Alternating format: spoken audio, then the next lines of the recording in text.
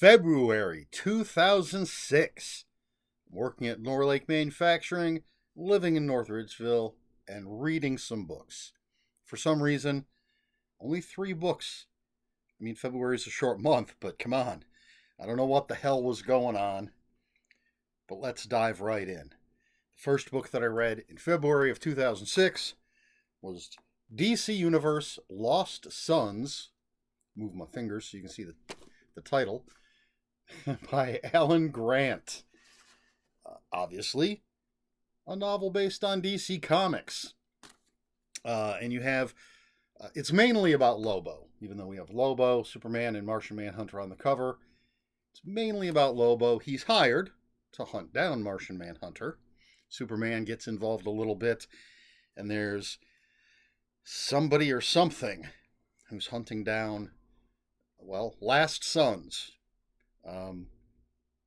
Obviously, Superman, mainly the last Kryptonian, but turns out there's plenty of others.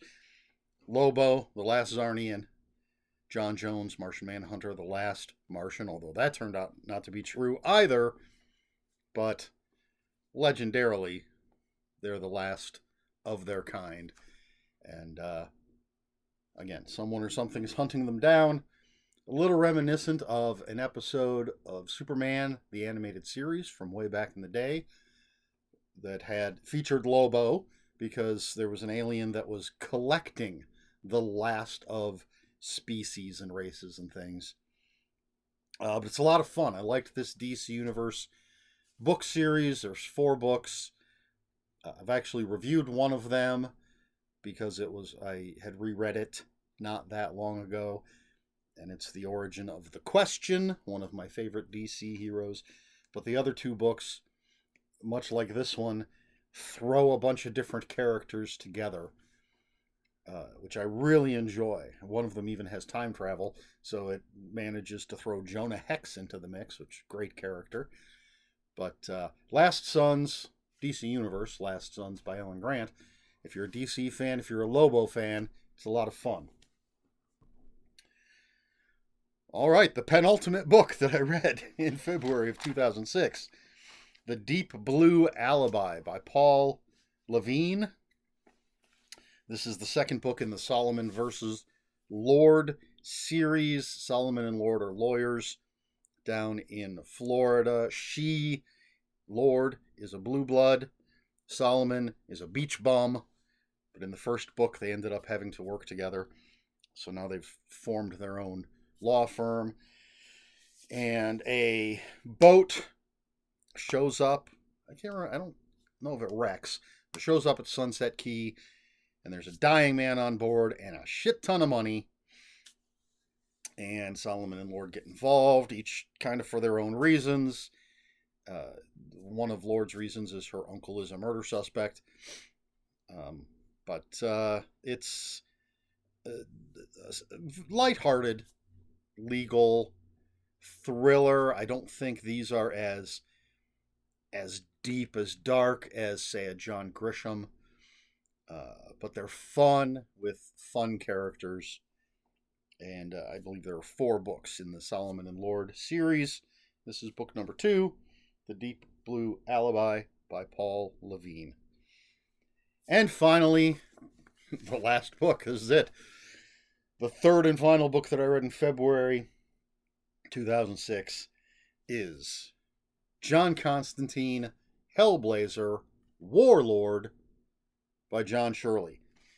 Again, another DC-based novel, DC Comics-based novel, the Vertigo line now. I'm wondering if this came out at the time that the Keanu Reeves Constantine movie came out. Let's see. I've got plenty of time since there's only 3 books to talk about, so I'm going to look up Constantine on my phone and see when it came out. This book came out in 2006. Whoops. Let's do that. Let's go back to the copyright page just to double check. 2006 is what it says. And we will punch in. I've gone to IMDb. Punch in Constantine or Tyne 2005. So I think the publisher in DC, this is from Pocket Books, Pocket Star, you know, riding that Keanu Reeves Constantine movie wave. I don't know how much of a wave it was, although they're talking about making a sequel. Anyway, I'm just babbling to fill time. We have John Constantine, British guy, 40s. At this point, I think he's hit 40. A mage, a warlock, whatever you want to call him, a magic user, an aging punk. He used to be in a punk band. A right bastard, as some might say. And he has been disconnected from his soul. So he's in a bit of a quandary. But he gets caught up in this mystery, I suppose. It says on the back, rescued and recruited by an agent of the hidden world, the supernatural realm that exists far beyond everyday mortal awareness. They're up against a secret cabal known as the Servants of Transfiguration, who are trying to summon a demon god known as the Warlord, basically to bring about an apocalypse, which will, they believe, lead to a new paradise. John Shirley, classic horror author. He and media tie-in guy. He wrote the novelization for The Crow.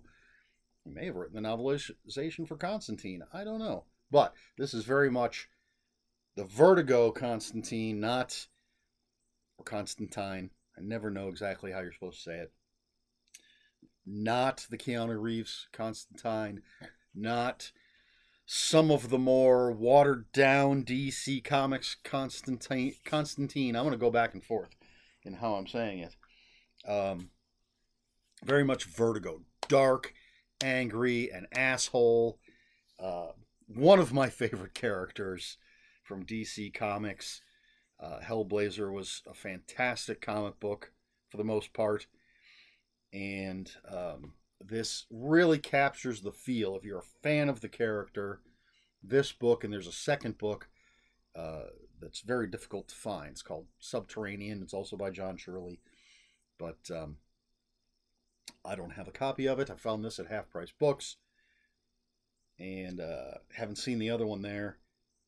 And I've only found one copy on Amazon that says it's only in acceptable condition. Trying to find one that's hopefully in better condition than just acceptable. But anyway,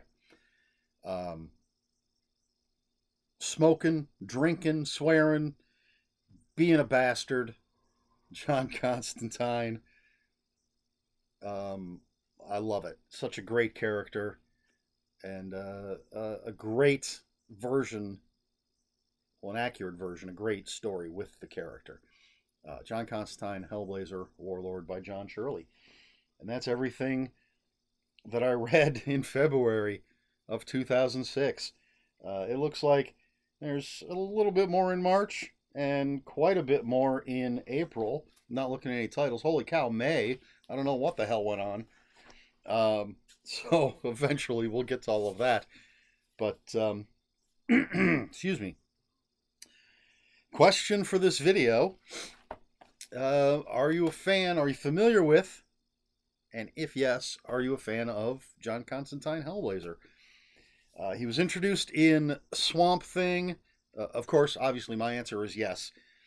He was introduced in Swamp Thing. I did not read that at the time, but I was reading. I had started picking up DC's more mature titles right around the time they created the Vertigo imprint. And so they took these existing titles, slapped Vertigo on them, and then eventually started creating original stuff under the Vertigo imprint. But Sandman, Swamp Thing, I want to say Shade the Changing Man, but I'm not 100% sure. I don't remember all the titles off the top. Oh, Doom Patrol, I believe. But they were ongoing titles that people the public was sort of lumping together because they were these mature titles. And so DC created Vertigo. Hellblazer was the Vertigo title for John Constantine, with different creators, different writers, different artists. I think I came in around the time Garth Ennis was doing it, and I loved it. Maybe before that? I don't remember. I feel like the first story that I read with Constantine was the cancer storyline, which they use a bit of in the Keanu Reeves movie. I feel like that was Greg Rucka. And then, or not Greg Rucka, yeesh. What's his name? I just said it. Garth Ennis. And then Ennis and I believe Steve Dillon had a little run before they went off and created Preacher, which I jumped on because of their work on Hellblazer. But loved the comic book. I've got only a few actually of the trade paperbacks, and then I have some floppies of the newer stuff.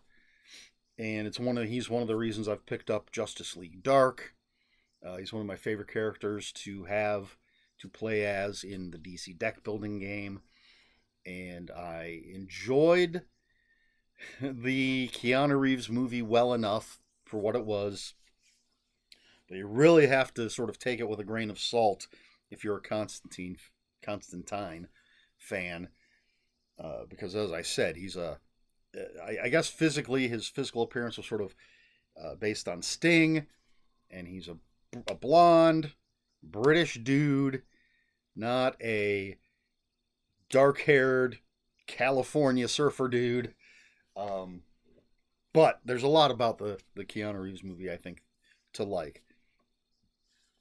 There was the short-lived TV show with Matt Ryan playing the part perfectly.